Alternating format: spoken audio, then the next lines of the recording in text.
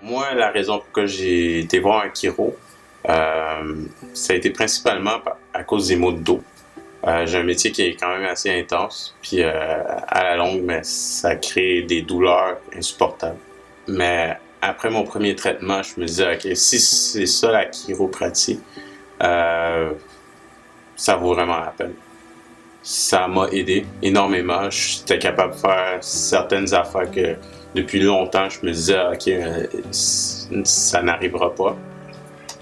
Endurer plus longtemps, dans le fond, certains mouvements, pouvoir faire des déplacements que tu dis, ok, là, t'as mal en poussant, par exemple, une moto ou t'as la douleur à rester penché pour travailler ou juste te lever d'un sofa, c'était douloureux.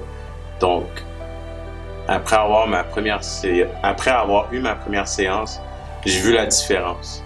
Vraiment, je me sentais plus apte à faire qu'est-ce que je voulais faire. J'avais peur de- d'être une cause perdue dans le fond, d'avoir des résultats comme avoir une scoliose puis me dire ah t'es fini puis ton dos est fini, il n'y a plus rien à faire. Puis c'est surtout à l'âge que j'ai, je suis encore jeune puis disons que j'en ai un bout à faire encore. Fait si t'as mal dans le dos, c'est peut-être parce qu'il faut que t'arranges ton dos.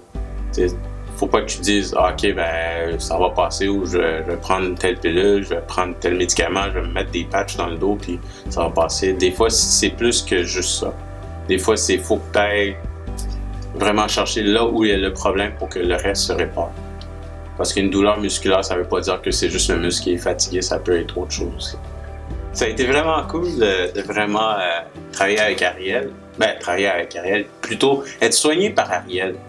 Parce que c'est quand même quelqu'un que je connais, puis ça inspire une certaine confiance. Tu sais que ce qu'elle fait, elle fait vraiment avec passion. Elle fait pas simplement pour ok, t'es un client, je veux juste passer à la suite.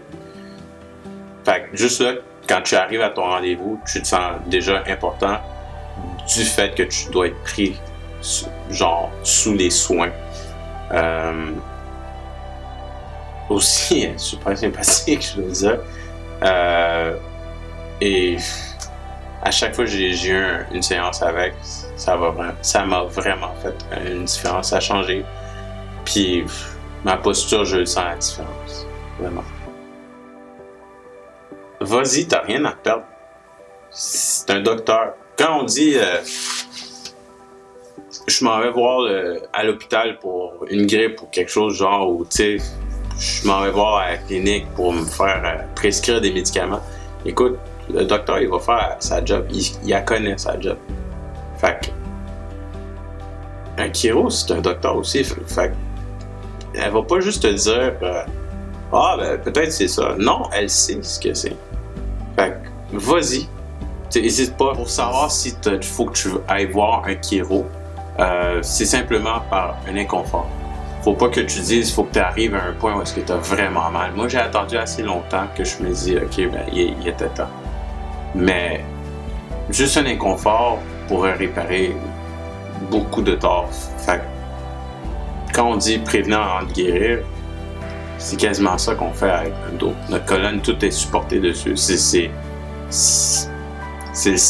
quasiment le central du corps. Donc, juste ce petit inconfort de le prévenir, d'aller voir un chiro pour le réparer, elle va le savoir c'est quoi.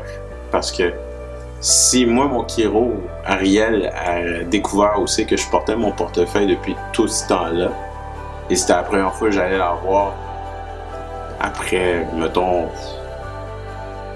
disons, des douleurs depuis quasiment une dizaine d'années, puis elle était capable de savoir ton portefeuille, tu le portes de tel côté.